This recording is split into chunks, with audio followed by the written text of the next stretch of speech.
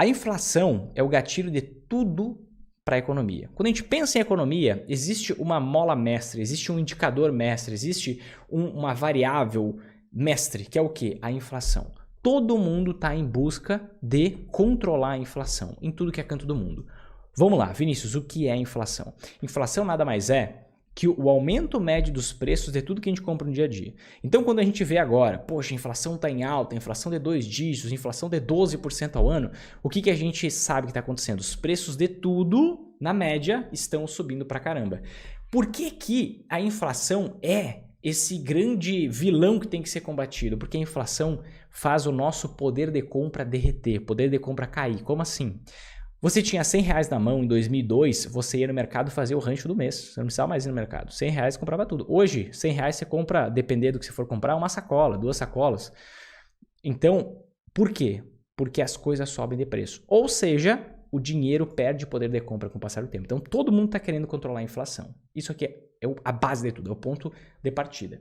Só que o objetivo das economias é derrubar a inflação a um nível que ela fique saudável, porque uma inflação positiva significa que os preços de uma economia estão subindo. Se essa inflação for pequenininha, não é problema, é sinal de crescimento da economia. Por quê? Significa que as empresas estão conseguindo repassar preço para os consumidores, para as pessoas estão conseguindo pagar porque tem aumento salarial também. Então existe um nível saudável, o problema é a inflação muito alta. Se subir demais, desvaloriza muito a moeda. E qual é o cenário que a gente está passando aqui no Brasil hoje? A gente está com a nossa inflação oficial do Brasil no patamar de 11,73% nos últimos 12 meses. E o que isso gera? Gera um efeito cascata gigantesco, assim, do início ao fim, tá? E aí o que acontece? Pensa comigo, se os preços de tudo que a gente compra no dia a dia estão subindo, eles estão aumentando bastante e já estão aumentando bastante nos últimos 12 meses, mas até mais do que 12 meses a inflação já está bem alta, isso faz com que as pessoas consigam comprar menos coisas, porque tudo sobe de preço, certo?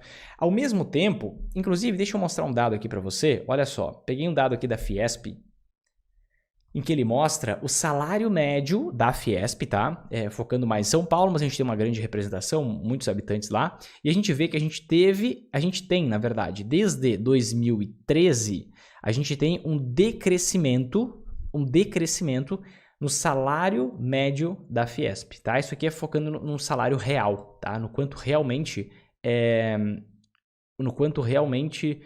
você consegue comprar, né?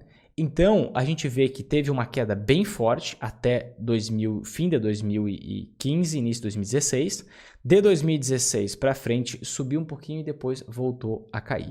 Então, a gente está justamente com esse salário real caindo, ou seja, a gente está perdendo o poder de compra. A gente está conseguindo, com o mesmo dinheiro, comprar menos coisas. E aí, o que acontece? Foca comigo em toda a dinâmica. Os preços estão subindo pra caramba. As pessoas já compram menos coisas porque não conseguem comprar tantas coisas quanto compravam antes por causa do aumento de preços. Ao mesmo tempo, o Copom, que é o nosso Comitê de Política Monetária, que é formado por diretores do Banco Central aqui do Brasil, estão elevando a nossa taxa básica de juros, que é a nossa taxa Selic, certo? E a gente deve ter mais aumentos pela frente. O próprio Copom já comunicou que vai ter mais aumento pela frente. Existe uma expectativa de, poxa, queremos encerrar as altas da nossa taxa básica de juros, mas pode ser que não encerre tão cedo. Ele já se comprometeu em que, poxa, vai ter mais aumento, mas ficou aquele negócio meio no limbo, quando que vai acabar, e ele pode muito bem mudar de decisão. Mas a gente saiu de uma taxa Selic de 2% no início de 2021 para o patamar de hoje 13,25% e uma expectativa que chega a 14%, de 15%. Então a gente está falando aqui numa multiplicação de 7 vezes. E aí você pode pensar, Vinícius, o que eu tenho a ver com isso? O que essa taxa Selic me interfere? Vamos lá. A taxa básica de juros é a taxa de juros de referência da economia.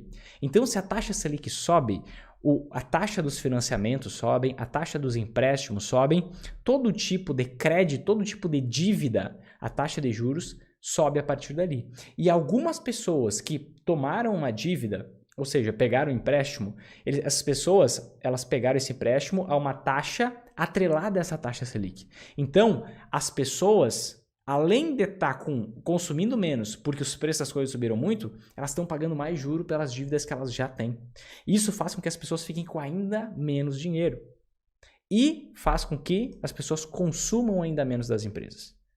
Além disso, então foca comigo, ó. Estou falando nas pessoas e já estamos linkando com as empresas. Pessoas compram menos por causa da inflação e por causa da taxa Selic. 70%, mais de 70% do Brasil, dos brasileiros têm dívidas. Então, isso afeta tanto o lado da inflação quanto a taxa de juros. Ao mesmo tempo, 99% das empresas que têm ações na bolsa, elas têm dívidas. E uma parte dessas dívidas é atrelada a essa taxa Selic, essa taxa de juros. Se a taxa Selic subiu, aumenta também a despesa com os juros da dívida, não só por parte das pessoas, mas também por parte das empresas. Então, o que acontece? As empresas começam a pagar mais juro pela dívida. 7 vezes mais é a progressão que a gente tem, quase 7 vezes mais da taxa Selic no início do ano passado até esse exato momento. Então, o que acontece? Foca comigo. As pessoas compram menos das empresas. Assim, as empresas vendem menos. Empresas vendendo menos significa empresas lucrando menos. Ao mesmo tempo, as empresas pagam mais juro pela dívida que elas já têm. Isso faz com que as empresas lucrem ainda menos.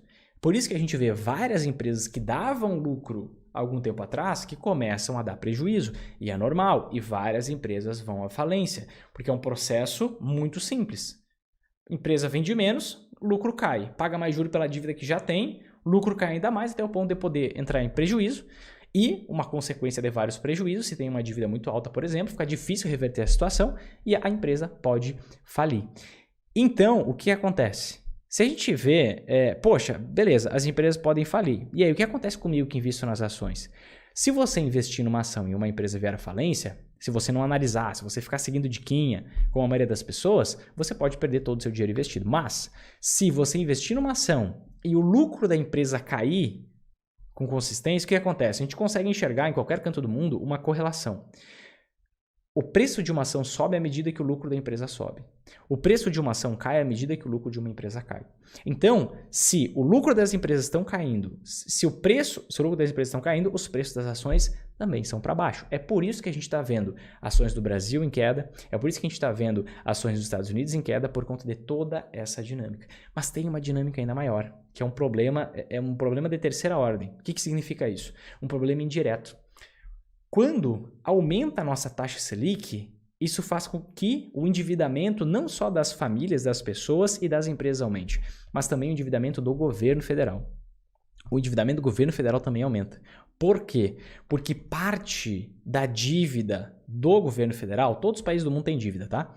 Mas parte da dívida do governo federal é atrelada a essa taxa Selic. E ela está 6, 7 vezes maior do que antes. Então, o governo está pagando 6, 7 vezes mais juro pela dívida dele. E aí o que acontece? De onde é que ele vai tirar esse dinheiro se nós estamos em um país, como vários outros ao redor do mundo, que gastam mais do que arrecadam, com consistência, uma consistência incrível? De onde que vai tirar esse dinheiro para pagar o juro da dívida? Isso tende a fazer com que o governo aumente imposto, aumente contribuição social sobre o lucro líquido para algumas empresas, aumente a tributação, coloca uma taxinha aqui e faz aquele negócio. Se você tributa mais, num país que tributa muito já, você tira mais dinheiro da mão das pessoas e das empresas, faz com que as pessoas comprem ainda menos, que as empresas tenham mais risco de falência, e é um efeito cascata, é uma bola da neve negativa.